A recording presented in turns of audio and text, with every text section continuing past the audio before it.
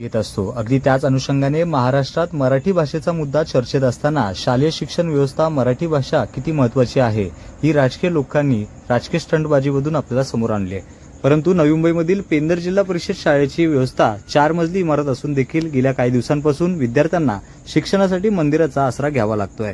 नवी मुंबईमधील पेंदर गावातील राम मंदिर असेल, गावदेवी माता मंदिर असेल व शिव मंदिरामध्ये विद्यार्थ्यांना वेळेत वेळ काढून शिक्षणाचं काम सुरू आहे।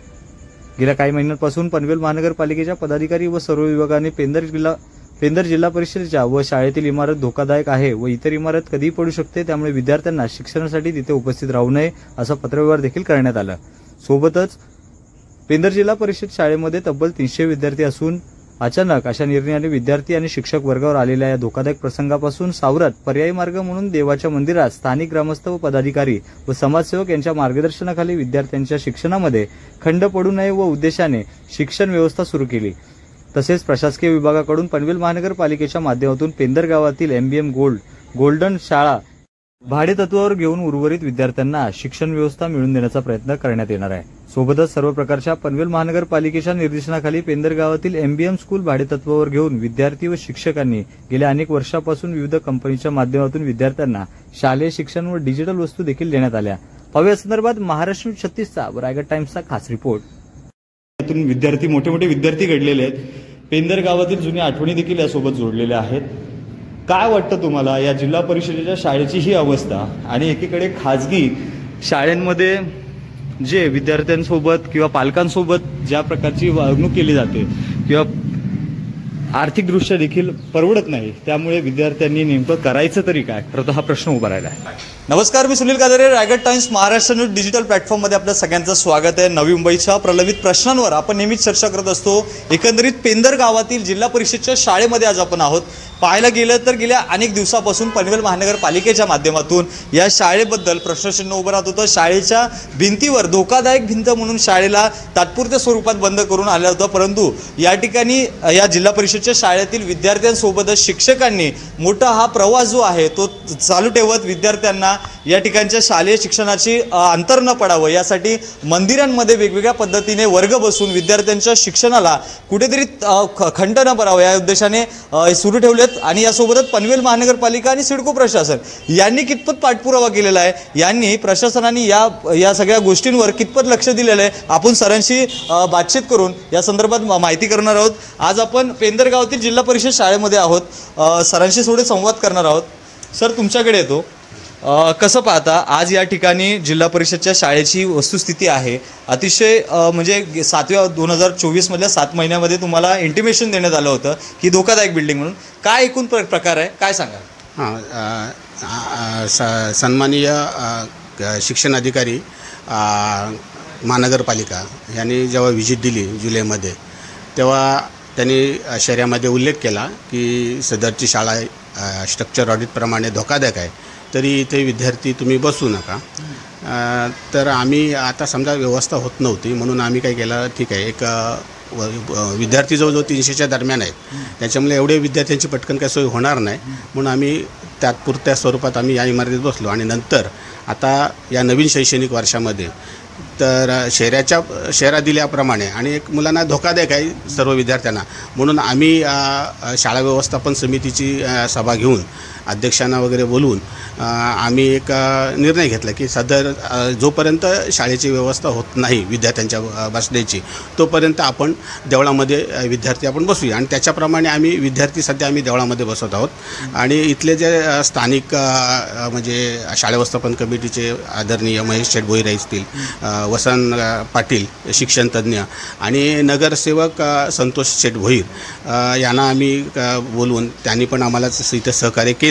आणि सध्या आपण जोपर्यंत आपली व्यवस्था होत नाही तोपर्यंत आणि मुलांच्या शिक्षणात खंड पडू नये म्हणून आपण सध्या देवळामध्ये शाळा आपण भरूया, वर्ग आम्ही सध्या करतो। अशा पद्धतीचं नियोजन केलेलं आहे विद्यार्थ्यांना शाळा शिकवण्यामध्ये, वेगवेगळ्या मंदिरांमध्ये विद्यार्थ्यांचं डायव्हर्ट करून विद्यार्थ्यांना शिक्षण देण्याचा प्रयत्न सुरू आहे, काय सांगा? सध्या काय माहिती आहे की आमच्याकडे मंजूर पद एक मुख्याध्यापक आणि 9 शिक्षक असं एकूण आहेत. पण आता सध्या काही शिक्षक रिटायर झाले म्हणजे 19पासून, आणि त्याच्यानंतर इथे भरती पण झालेली नाही आणि त्याच्या बदली दुसरे शिक्षक पण आले. आता सध्या आता आम्ही कार्यरत शिक्षक 1 मुख्याध्यापक आणि 5 शिक्षक असे आहोत. तर आता सध्या आमच्याकडे तसं बघायला गेलं तर आमच्याकडे 2-2 वर्ग आहेत. पण आम्ही काय करतो आता एका देवळामध्ये 2 वर्ग म्हणजे तसे बघायला गेलं 2 किंवा 3 वर्ग पण आम्ही बसतो त्या जागेच्या अभावाने. आणि जी मुलं एक याच्यात त्याच्याप्रमाणे जसं शिक्षण म्हणजे शिकवायला भेटेल तसं आम्ही सध्या तरी शिकवतो. म्हणजे तात्पुरत्या स्वरूपात आम्ही शिक्षण चालू ठेवलेलं आहे का तर खंड होऊ नये म्हणून. सर, महत्त्वाचा प्रश्न हा देखील येतो. पनवेल महानगरपालिका असेल, इतर प्रशासन असेल, तुम्हाला या संदर्भात पत्रव्यवहार केले, तुम्हाला वेगवेगळ्या पद्धतीचे पर्यायी मार्ग दिलेत, त्याबद्दल काय माहिती द्या? आता आम्ही जेव्हा आम्हाला त्यांनी जुलै 2024ला ही इमारत धोकादायक असा शेरा जेव्हा आमच्या शाळेतून गेला तेव्हा नंतर मग आम्ही त्याने एक पत्र लिहिले की सदरची शाळा अशी धोकादायक आहे, तर आम्हाला मार्गदर्शन व्हावं असं आम्ही पत्र दिलेलं आहे. त्यांना आम्ही 2 वेळा त्यांना पत्र दिलेले आहेत. तर ते म्हणाले की तुम्ही तिथं व्यवस्था बघा, जर कुठे भेटत असेल तर आम्ही तिथं करूया व्यवस्था. पण तशी प्रकारची व्यवस्था कुठं काय झाली, कारण विद्यार्थी संख्या जास्त पाहता अशा रूममध्ये, भाड्याच्या रूममध्ये इथे या रूममध्ये त्यामध्ये अशी व्यवस्था होणे योग्य नाही. किंवा बाकीची पण त्यांची व्यवस्था, ज्या टॉयलेटची व्यवस्था झाली, शौचालयाची व्यवस्था झाली, ती पण होऊ शकत नाही. म्हणून आम्ही एक निर्णय घेतला. त्यावेळेला आम्ही आदरणीय गटशिक्षणाधिकारी मोहिते साहेब, केंद्रप्रमुख गीते साहेब, मटकर साहेब अभियंता, नगरसेवक संतोष शेठ भोईर, व्यवस्थापन समितीचे अध्यक्ष महेश शेठ आणि आदरणीय म्हणजे वसंत पाटील यांना आम्ही बोलवून MBMच्या स्कूलमध्ये गेलो संस्थेच्या, आणि त्यांना आम्ही सरांनी विनंती केली, अध्यक्षांनी आमच्या सगळ्या मंडळांनी, की आम्हाला अशी शाळा. तर ते एका याच्यावर बोलले की चला मुलांचं नुकसान होऊ नये म्हणून मी भाडेतत्त्वावर शाळा द्यायला तयार आहे, त्याच्याप्रमाणे तुम्ही प्रस्ताव बनवा. आणि त्याच्याप्रमाणे आम्ही प्रस्ताव बनवून सदरचा आता हा प्रस्ताव आम्ही म्हणजे महानगरपालिकेला दिलेला आहे. आणि आजच मी जाऊन आलो की त्यांनी तो जो प्रस्ताव आहे तो बांधगाव घाटाकडे वर्ग केलेला आहे. आणि 1-2-3 दिवसांनी हा निर्णय आपली शाळेची व्यवस्था होणार आहे असं त्यांनी आश्वासन दिलेलं आहे.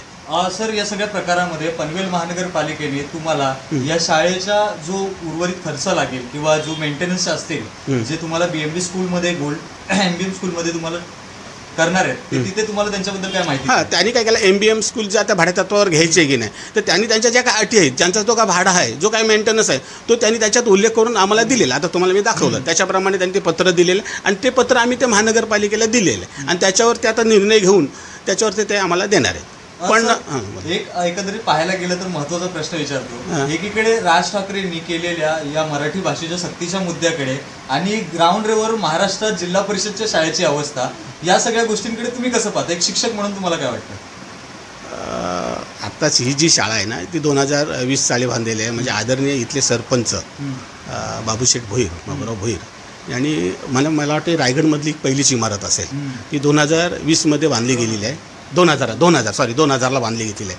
ती तेव्हा ग्रामपंचायतच्या ताब्यात होती. आणि ग्रामपंचायत काय करायची, जर काय लागलं दुरुस्तीचं वगैरे, तर ती स्वतः ते करत होते. ग्रामपंचायत खूप खर्च करायचे आणि त्याच्यामुळे कुठल्याही प्रकारची तर म्हणजे अशी कमतरता नव्हती. पण आता जरा थोडी महानगरपालिकेच्या ताब्यात गेल्यानंतर इथं काय होतं, निधी जो आहे तो अजून ही जी शाळा आहे, जिल्हा परिषद शाळा, त्या महानगरपालिकेला हँडओव्हर झालेली नाही झालेली आहे. आणि सध्या ही जिल्हा परिषद, त्याच्यामुळं दुरुस्तीसाठी पाहिजे तसा निधी इथं येत नाही. त्याच्या अगोदर आम्हाला दिला होता 2019ला पत्र्याच्या शेडला निधी दिला होता, त्याच्यात आम्ही रिपेअरिंग केली होती. पण नंतर एक वादळ झालं छोटंसं, त्याच्यामध्ये ते एक पत्रा फुटून म्हणजे 1-2 पत्रे गेले होते. त्याच्यामुळे तो पाणी आतमध्ये आला आणि ते आता लिकेज होऊन ती शाळा आता जरा गळायला लागली, म्हणजे ते स्लॅबचं झालेलं आहे. नक्कीच पाहायला गेलं तर आता आपण या शाळेच्या सध्या असलेल्या प्राध्यापिका मॅडमसोबत चर्चा करणार आहोत. काही महिन्यानंतर त्यांचं देखील या ठिकाणाहून बदली होणार आहे. मॅडम रिटायरमेंट होणार आहे. मॅडम, काय सांगाल, हा एवढ्या वर्षाचा प्रवास आणि विद्यार्थ्यांच्या सोयीसाठी तुम्ही आत्ताही तत्पर आहात, काय भावना? मुलांच्या सुरक्षिततेच्या दृष्टीनं जो काही आम्हाला शेरा दिला होता त्या दृष्टीनं आम्ही हालचाली सुरू केल्या की जेणेकरून मुलं सुरक्षित राहायला पाहिजेत. पहिल्यांदा गेल्या वर्षी जो शेरा दिला त्यावेळेला आम्ही पण हालचाली केल्या अशा की ज्या वर्गामध्ये असुरक्षित विद्यार्थी राहतील ते वर्ग आम्ही बंद करून ठेवले आणि सुरक्षित वर्गांमध्ये त्यांना शिफ्ट केलं होतं मुलांना. परंतु आता विद्यार्थी संख्या एवढी होती की ती मुलं एकत्र बसणं पण कठीण झालं आणि पुढं स्लॅब पण गळायला लागला. सरांनी सांगितल्याप्रमाणे त्या वादळामध्ये पत्रे गेले आणि लिकेज वाढत चाललं. त्यामुळे ते धोका होऊ नये या दृष्टीनं आम्ही पुन्हा जूनमध्ये आल्याबरोबर लगेच हालचाली सुरू केल्या. आम्हाला आमचे गट शिक्षण अधिकारी, केंद्र प्रमुख, पुन्हा अभियंते हे सगळे आमच्यासोबत आले, कारण आम्ही शिक्षकांच्याकडून हे सगळं काम लगेच होणं शक्य नव्हतं. मग त्यांना घेऊन आम्ही MBM स्कूलमध्ये गेलो आणि तिथे त्यांची अशी चर्चा झाली आणि मग त्याच्यामध्ये चांगल्या प्रकारे चर्चा झाली आणि आमच्या शाळेसाठी ते आम्हाला वर्गखोल्या उपलब्ध करून देण्यासाठी तयार झालेले आहेत आणि तसा प्रस्ताव आम्ही महानगरपालिकेकडं दिलेला आहे आणि त्याच्यातून आता ते काम जवळजवळ लवकर पूर्ण होईल. तोपर्यंत तुर्तास आम्ही गावातील मंदिरं खाजगी मालकीची असली तरी गावातील लोकांनीसुद्धा सहकार्य केलं आणि त्या मंदिरात बसण्याची आम्हाला संधी दिलेली आहे आणि त्यामुळे मुलांच्या कोणत्याही प्रकारे शिक्षणामध्ये खंड पडत नाही. त्या दृष्टीने जे काही शौचालयाची सोय वगैरे होती ते पण आम्ही करून घेतले महानगरपालिकेकडून आणि त्यामुळे कोणताच आता प्रॉब्लेम येत नाही. फक्त आम्हाला आता 4-8 दिवसात मिळाले का आम्ही त्या ठिकाणी चांगल्या ठिकाणी सुरक्षित ठिकाणी या शाळेचं काम पूर्ण किंवा इमारत पूर्ण होईपर्यंत आम्ही सुरक्षित राहू अशी आशा वाटते मला. सर सांगायचं झालं तर 2019ला आम्ही इथं हजर झालो. 2019ला हजर झाल्यापासून त्यावेळी कोरोना काळ चालू होता. कोरोना काळात आमचे 2 शिक्षक इथं रेशनिंग वाटपासाठी म्हणजे त्यांच्या ड्युट्या लावलेल्या. त्याच दरम्यान आम्ही ही शाळा म्हणजे आतून बाहेरून प्लॅस्टर करून रंगरंगोटी करून डाव कंपनीकडून करून घेतली. मग कोरोना काळ असल्यामुळं जुईकर सर, मी, त्यानंतर पवार सर, त्यानंतर मंगेश पाटील सर असे वारंवार एक दिवस यायचो. त्या काळात त्रास झाला आम्हाला, पण आम्ही काय म्हटलं, मुलांसाठी त्रास होतोय ना तर आपल्याला भविष्यात 2 वर्ष तरी निदान कमीत कमी ही शाळा आपल्याला वापरासाठी मिळेल ह्या हेतून आम्ही कोरोना काळात या ठिकाणी यायचो. नक्कीच पाहायला गेलं तर आता या ठिकाणी महत्त्वाचा प्रश्न उभा राहतो, खाजगी शाळांमध्ये ची वस्तुस्थिती काय आणि जिल्हा परिषद शाळेची वस्तुस्थिती काय. यामध्ये शिक्षकांच्या अट्टहासामुळे विद्यार्थ्यांना शालेय शिक्षणामध्ये खंड पडण्यापासून कुठेतरी विलंब मिळालेला आहे, कुठेतरी दिलासा मिळालेला आहे. याच गोष्टीवर पुढे आता नेमकं काय होणार आहे, पनवेल महानगरपालिका असेल, प्रशासन असेल, या सगळ्या जिल्हा परिषदच्या वेगवेगळ्या शाळांना कशाप्रकारे सहकार्य करतं आहे या संदर्भात आम्ही तुमच्यासमोर वारंवार पाठपुरावा करणार आहोत. वृत्तमधनं जाणून घेण्यासाठी रायगड टाइम्स महाराष्ट्र 36 डिजिटल चॅनलला प्लॅटफॉर्म करायला विसरू नका. व्हिडिओ जर्नलिस्ट अतिक शेठ सोबत सुनील कादारे, रायगड टाइम्स.